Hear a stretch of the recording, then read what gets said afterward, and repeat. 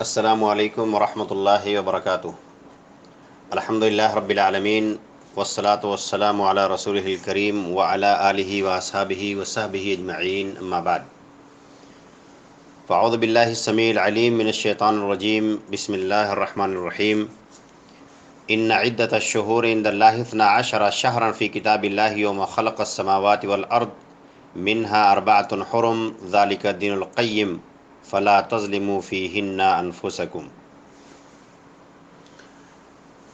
محترم حضرات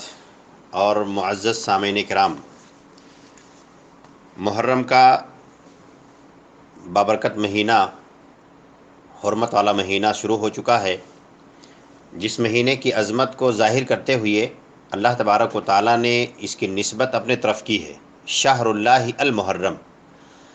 حالانکہ سارے مہینے اللہ کے ہوتے ہیں، لیکن اس کی عظمت کو ظاہر کرتے ہوئے خصوصی طور پر اسے اللہ تعالیٰ کی طرف منسوب کیا گیا ہے۔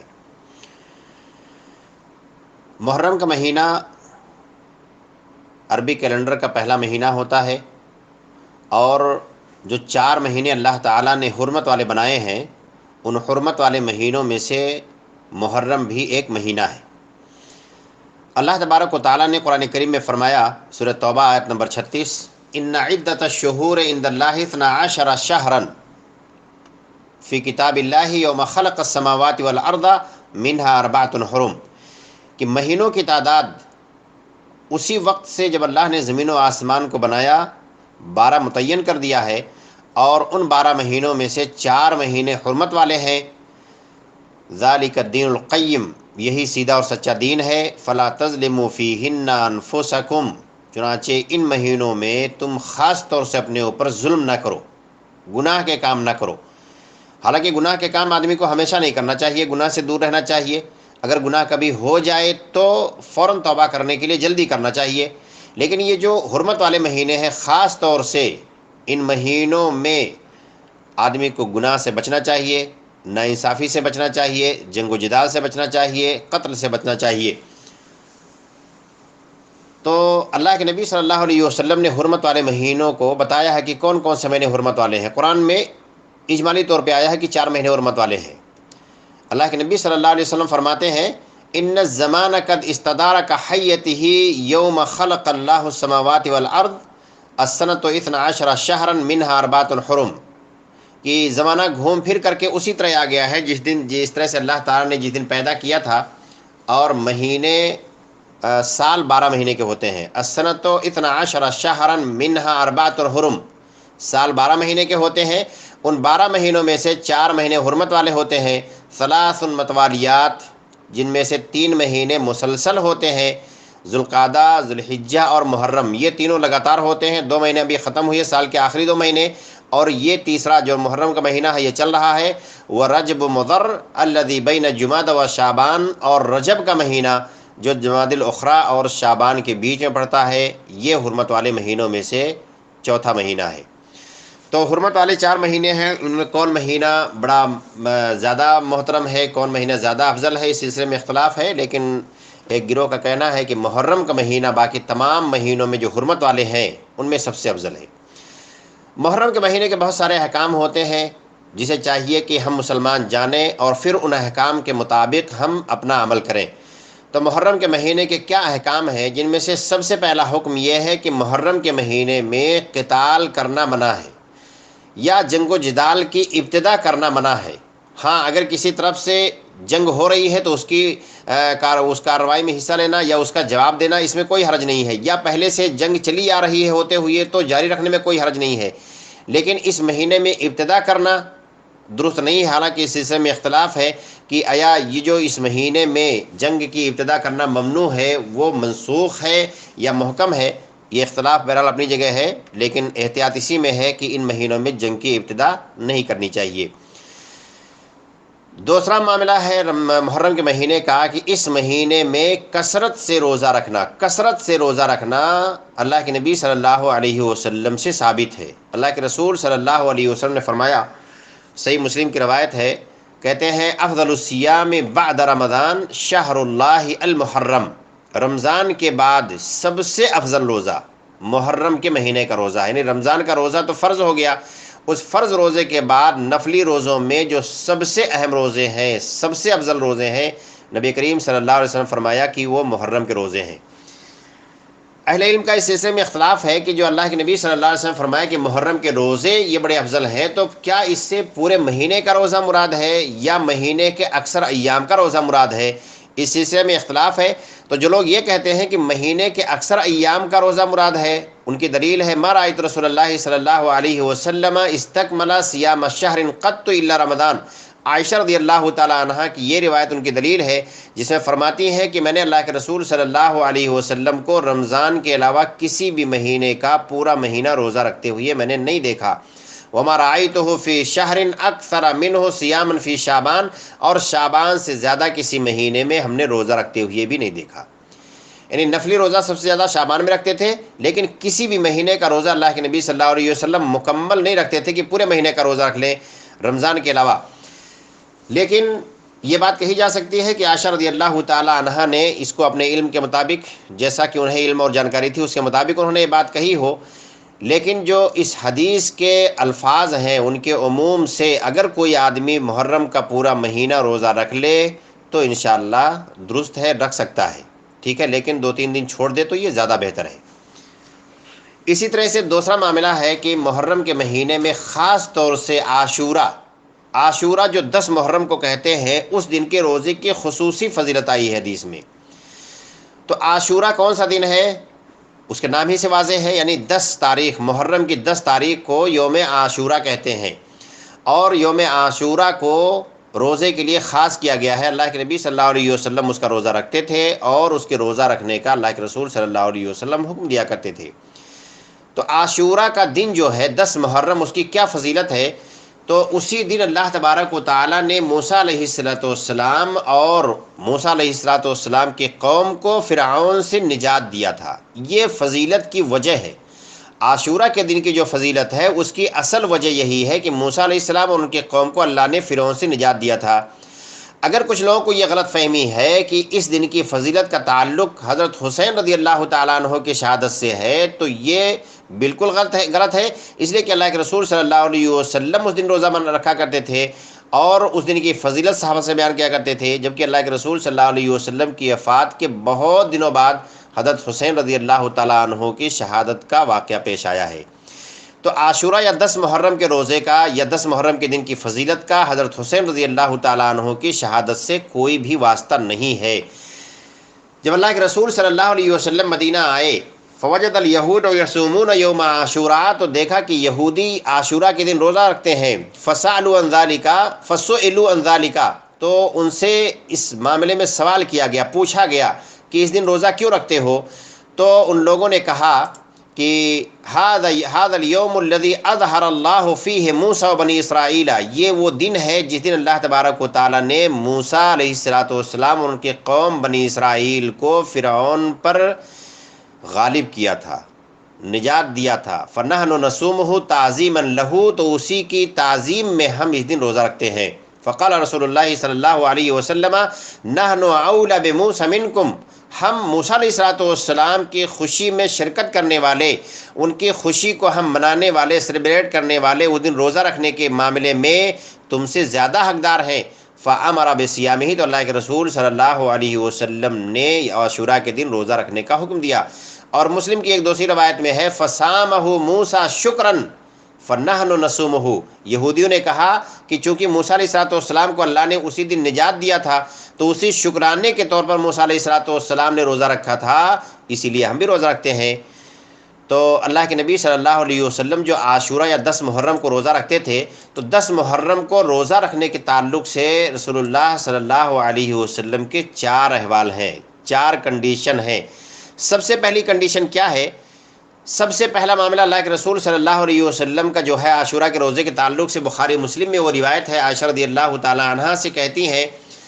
کانت عاشوراء یوما تصومہ قریش فی الجاہلیہ، عاشورہ وہ دن ہے جس دن قریش زمانے جاہلیت میں بھی روزہ رکھتے تھے، قریش کے لوگ بھی روزہ رکھتے تھے۔ وکان النبی صلی اللہ علیہ وسلم یصومہ، اور اللہ کے نبی صلی اللہ علیہ وسلم بھی روزہ رکھتے تھے، یعنی ہجرت سے پہلے بلکہ نبوت سے پہلے کی بات ہے، اللہ کے رسول صلی اللہ علیہ وسلم روزہ رکھا کرتے تھے۔ فلما قدم المدینہ، جب اللہ کے نبی صلی اللہ علیہ وسلم مکہ سے ہجرت کر کے مدینہ آئے، وَأَمَرَ النَّاسَ بِصِيَامِهِ، اور لوگوں کو روزہ رکھنے کا حکم دیا. جب مدینہ آئے تو روزہ رکھنے کا حکم دیا جب پتہ چلا یہودی روزہ رکھتے ہیں. لیکن جب رمضان کے روزے کی فرضیت سن 2 ہجری میں نازل ہو گئی، یعنی رمضان کا روزہ فرض ہو گیا، تو اللہ کے رسول صلی اللہ علیہ وسلم نے عاشورہ کے روزے کی فرضیت کو ختم کر دیا. یعنی رمضان کا روزہ فرض ہونے سے پہلے عاشورہ کا روزہ رکھنا فرض تھا، لیکن جب رمضان کا روزہ فرض ہو گیا تو اللہ کے نبی صلی اللہ علیہ وسلم نے کیا فرمایا؟ فمن شاء صامہ ومن شاء افطر، جو چاہے روزہ رکھے، جو چاہے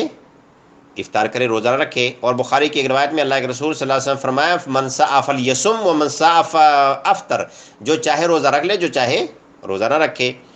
تو یہ پہلی کنڈیشن تھی اللہ کے رسول صلی اللہ علیہ وسلم کی عاشورہ کے تعلق سے، کہ زمانے جاہلیت میں یا ہجرت سے پہلے یا مکی زندگی ہی میں اللہ کے رسول صلی اللہ علیہ وسلم عاشورہ کا روزہ رکھتے تھے. دوسری کنڈیشن اللہ کے رسول صلی اللہ علیہ وسلم کی وہ ہے کہ جب آپ مدینہ میں آئے اور مدینہ میں دیکھا کہ اہل کتاب جو یہودی ہیں وہ اس کی تعظیم کرتے ہیں، اس کا روزہ رکھتے ہیں، تو جب تک اہل کتاب یا یہود و نصارہ کی مخالفت کا حکم شریعت میں نہیں آیا تھا، اللہ کے رسول صلی اللہ علیہ وسلم اچھے معاملات میں ان کی موافقت کرنا پسند کرتے تھے. کوئی بھی نیک کام اگر وہ لوگ کر رہے ہیں اہل کتاب، تو اللہ کے رسول صلی اللہ علیہ وسلم چاہتے تھے کہ ہم بھی کریں. کیوں؟ اس لیے کہ وہ ان کے پاس ایسا دین تھا جو آسمانی دین تھا. چنانچہ اللہ کے نبی صلی اللہ علیہ وسلم نے ان کی موافقت میں روزہ رکھا اور روزہ رکھنے کا حکم دیا، بلکہ تاکیدی حکم دیا اور لوگوں کو اس پر ابھارا. لوگ اپنے بچوں کو بھی اس دن روزہ رکھاتے تھے. صحابہ کرام کے بچے روزہ رکھتے تھے، یہاں تک کہ اگر بھوک اور پیاس سے وہ رونے لگتے تو ان کو کھلونا دے کر کے بہلایا کرتے تھے، یہاں تک کہ افطاری کا وقت ہو جاتا تھا. تیسری کنڈیشن اللہ کے رسول صلی اللہ علیہ وسلم کی عاشورہ کے تعلق سے رمضان کا روزہ فرض ہونے کے بعد ہے. جب رمضان کا روزہ فرض ہو گیا، یعنی پہلی کنڈیشن مکہ میں رکھتے تھے، دوسری کنڈیشن مدینہ میں آ کے رکھتے تھے اور فرض سمجھ کر کے رکھتے تھے، اور فرض سمجھ کر کے اللہ کے رسول صلی اللہ علیہ وسلم رکھنے کا حکم دیتے تھے. اور تیسری کنڈیشن یہ ہے کہ جب رمضان کا روزہ فرض ہو گیا تو اس کی فرضیت ختم ہو گئی، لیکن استحباب کے طور پر، سنت کے طور پر اللہ کے نبی صلی اللہ علیہ وسلم نے اس کا روزہ رکھنا جاری رکھا، اور اس کا روزہ اللہ کے رسول صلی اللہ علیہ وسلم رکھا کرتے تھے. صحیح مسلم کی روایت ہے، ان نبی صلی اللہ علیہ وسلم قال ان عاشوراء یوم من ایام اللہ، عاشورہ اللہ کے دنوں میں سے ایک دن ہے. فمن شامہ ومن شاء ترکہ، فمن شاء صامہ ومن شاء ترکہ، جو چاہے روزہ رکھے، جو چاہے روزہ نہ رکھے. اور ایک دوسری روایت میں ہے من احب منکم ان یصومہ فلیصم، جو آدمی روزہ رکھنا چاہے وہ روزہ رکھے. ومن کرہ فلیدعہ، اور جو نہ رکھنا چاہے وہ نہ رکھے، کوئی حرج نہیں ہے. لیکن اللہ کے نبی صلی اللہ علیہ وسلم رکھتے تھے. تو یہ تیسری کنڈیشن ہے. چوتھی کنڈیشن اللہ کے نبی صلی اللہ علیہ وسلم نے صرف بیان کیا، اس پر عمل نہیں کر سکے. اور وہ چوتھی کنڈیشن کیا ہے کہ جب اللہ کے رسول صلی اللہ علیہ وسلم اپنی زندگی کے آخری مرحلے میں تھے اور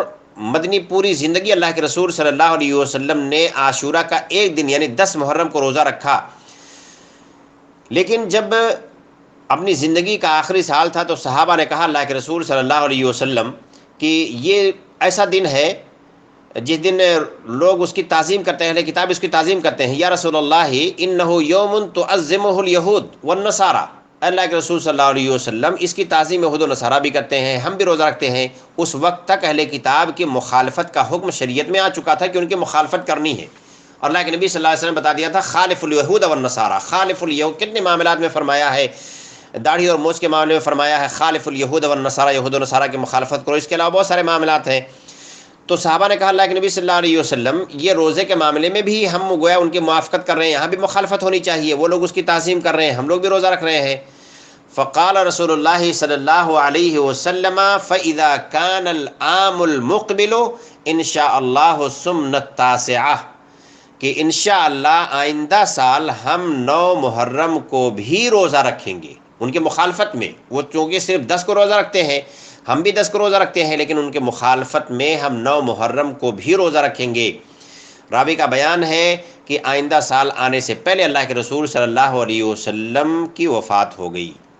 تو ابھی سنت یہ ہے کہ اگر کوئی آدمی عاشورہ کا روزہ رکھنا چاہ رہا ہے تو عاشورہ کا روزہ 9 محرم اور 10 محرم دونوں کو ملا کر کے رکھے، تاکہ ثواب کا بھی حقدار ہو اور یہود و نصارہ کی مخالفت بھی اس سے ہو جائے. عاشورہ کے روزے کی فضیلت کیا ہے؟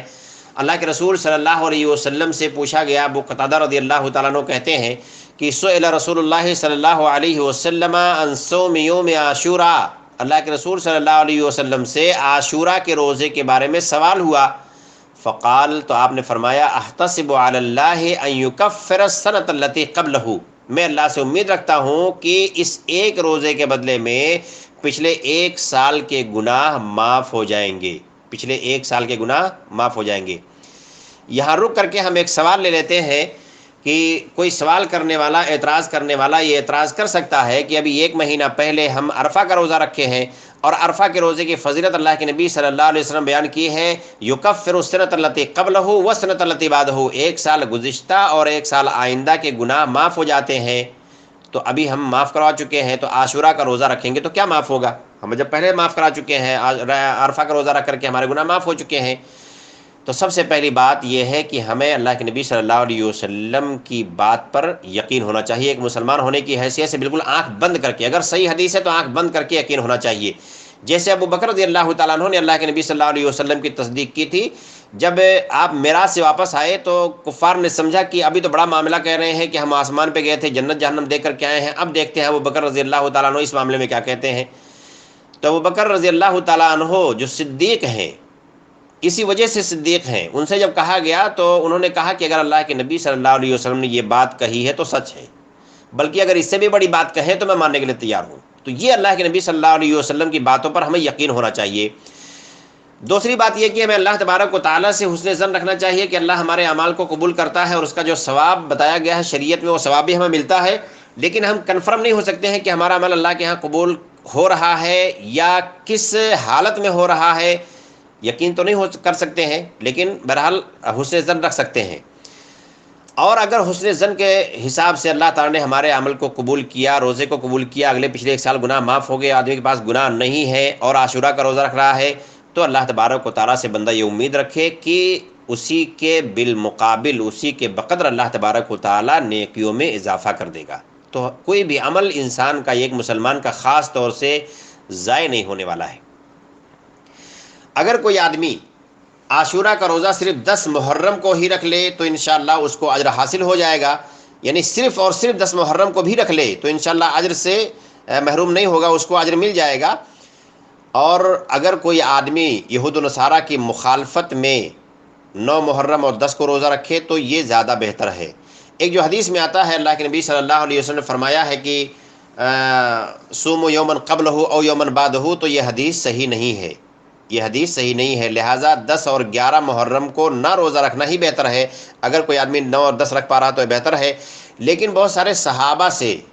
صحابہ کے عمل سے ثابت ہے کہ 11 کو بھی روزہ رکھتے تھے، تو اگر کوئی آدمی رکھ لے تو انشاءاللہ ثواب کا مستحق ہوگا۔ ویسے بھی محرم کے مہینے میں کثرت سے روزہ رکھنا ثابت ہے، لیکن عاشورہ کا روزہ آدمی کو چاہیے کہ 9 اور 10 جو گلف میں آنے والا منگل اور بدھ پڑتا ہے، اور انڈیا پاکستان میں وہ بدھ اور جمعرات پڑے گا، یہ 2 دن کا روزہ آدمی رکھنے کی کوشش کرے۔ اللہ تبارک و تعالیٰ نے جب تک زندگی دے رکھی ہے، اور اس زندگی میں اللہ تعالیٰ ہمیں جو موقع دے رہا ہے، ہمیں اس موقع سے فائدہ اٹھانا چاہیے۔ ایسا نہ ہو کہ ہم ایسے موقعوں کو گنواتے رہیں اور پھر ہمیں بعد میں احساس ہو کہ کاش ہم نے ان موقع سے فائدہ اٹھایا ہوتا۔ 1 دن کا روزہ رکھنا، 2 دن کا روزہ رکھنا مجھے نہیں لگتا کسی تندرست مسلمان کے لیے کوئی بڑی بات ہے،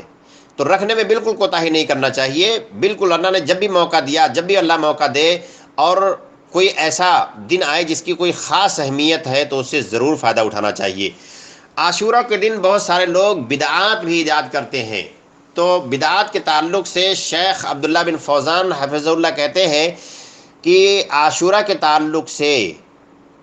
لوگ 2 گروہ میں بٹے ہوئے ہیں۔ ایک وہ جو یہود و نصارہ کی موافقت کرتے ہوئے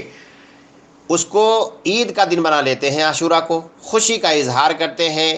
اور اچھے اچھے کپڑے پہنتے ہیں، سرمے لگاتے ہیں، خضاب لگاتے ہیں، اپنے اہل و عیال پر اس دن زیادہ خرچ کرتے ہیں، اچھے پکوان پکاتے ہیں، تو یہ جہالت ہے، ایسا نہیں کرنا چاہیے۔ اور اسی میں ایک دوسرا گروہ ہے جو حسین رضی اللہ تعالیٰ عنہ کے اسی دن شہید ہونے کی بنا پر غم کا دن اس کو بنا لیا ہے، اس دن غم مناتے ہیں، اپنے گریبان کو چاک کرتے ہیں، روتے ہیں، پیٹتے ہیں، نوحہ خوانی کرتے ہیں، تو یہ معاملہ بھی غلط ہے۔ نہ تو اس کو خوشی کا دن بنانا ہے، نہ ہی اس کو غم کا دن بنانا ہے، بلکہ جو معتدل راستہ ہے، جو طریقہ اللہ کے نبی صلی اللہ علیہ وسلم نے بتایا ہے، ہم اس معتدل راستے پر چلتے ہوئے اس دن جو عمل ثابت ہے اس کو کریں گے، باقی نارمل جیسے عام دن ہم گزارتے ہیں اس دن کو اسی طرح سے گزار لیں گے۔ تو عاشورہ کے دن کوئی بھی عمل ثابت نہیں ہے سوائے اس دن روزہ رکھنے کے۔ اگر کوئی آدمی قیام اللیل اسپیشل کرنا چاہ رہا ہے، اس دن خاص طور سے صدقہ کرنا چاہ رہا ہے، اس دن خاص طور سے کوئی نماز پڑھنا چاہ رہا ہے، کوئی عمل خاص طور سے کرنا چاہ رہا ہے اس دن کو، تو یہ قطعاً جائز نہیں ہے بلکہ بدعت ہے۔ شریعت کا کوئی بھی عمل جو شرعاً ثابت ہے لیکن اس کا کوئی وقت محدد نہ معین نہ ہو، اس کی کوئی صفت متعین نہ ہو، اس کی کوئی تعداد متعین نہ ہو، تو تعداد متعین کر کے، وقت متعین کر کے، کوئی صفت متعین کر کے اس عمل کو انجام دینا، یہ بدعت کہلاتا ہے، بدعت کہلاتا ہے۔ جیسے نماز پڑھنا ثابت ہے، لیکن کوئی آدمی خاص کرے کہ ہم عاشورہ کی رات کو، سال کے آخری رات کو، سال کی پہلی رات کو ہم قیام کریں گے، بدعت ہے۔ تو ایسا عمل جس کا کوئی وقت متعین نہ ہو، جس کی کوئی صفت متعین نہ ہو، تعداد متعین نہیں ہے، مان لیجیے کسی بھی عمل کی تعداد متعین نہیں ہے، کوئی آدمی کہ 1000 بار آیت الکرسی پڑھ لو تم کو یہ ثواب ملے گا، بدعت ہے۔ حالانکہ آیت الکرسی پڑھنا بہت ثواب کا کام ہے، لیکن 1000 بار پڑھنا کہاں سے آپ دلیل لا رہے ہو؟ ہاں، جس ذکر کا تعداد متعین ہے، جیسے 100 بار سبحان اللہ سبحان اللہ بحمدہ کہنا، یا 100 بار لا الہ الا اللہ وحدہ لا شریک لہ لہ الملک و لہ الحمد وہو علی کل شیء قدیر کہنا، یا 3 بار جو صبح و شام کے اذکار میں جو دعائیں ہیں، بسم اللہ الذی لا یضر، یہ دعا ہے، یا اللہم عافنی فی بدنی و فی سمعی، یہ دعا ہے۔ تو جس میں تعداد متعین ہے اس تعداد میں کہنے میں کوئی حرج نہیں، بلکہ سنت کی موافقت ہے۔ لیکن جس میں تعداد متعین نہیں ہے اس میں تعداد متعین کر لینا، جس میں دن متعین نہیں ہے دن متعین کر لینا، جس میں کوئی صفت متعین نہیں ہے اس صفت پر متعین کر لینا، تو یہ بدعت کہلاتا ہے۔ ایک مسلمان کو چاہیے کہ بدعات اور خرافات سے اپنے آپ کو بچاتے ہوئے سنت کے مطابق عمل کر کے زیادہ سے زیادہ ذخیرہ آخرت، توشہ آخرت اکٹھا کرے، اس لیے کہ یہی اس دنیا کی اور آخرت کی کامیابی کا ایک ذریعہ ہے۔ اللہ تبارک و تعالیٰ سے دعا ہے کہ الہ العالمین ہمیں محرم کے اس مبارک مہینے میں کثرت سے روزہ رکھنے کی توفیق عطا فرمائے، اور ہمیں عام دنوں کی طرح سے ہمیشہ اللہ تبارک و تعالیٰ نیک عمل کرنے کی توفیق عطا فرمائے، گناہوں سے بچنے کی اللہ تعالیٰ توفیق دے، توبہ و استغفار کی توفیق دے۔ آمین۔ السلام علیکم ورحمۃ اللہ وبرکاتہ۔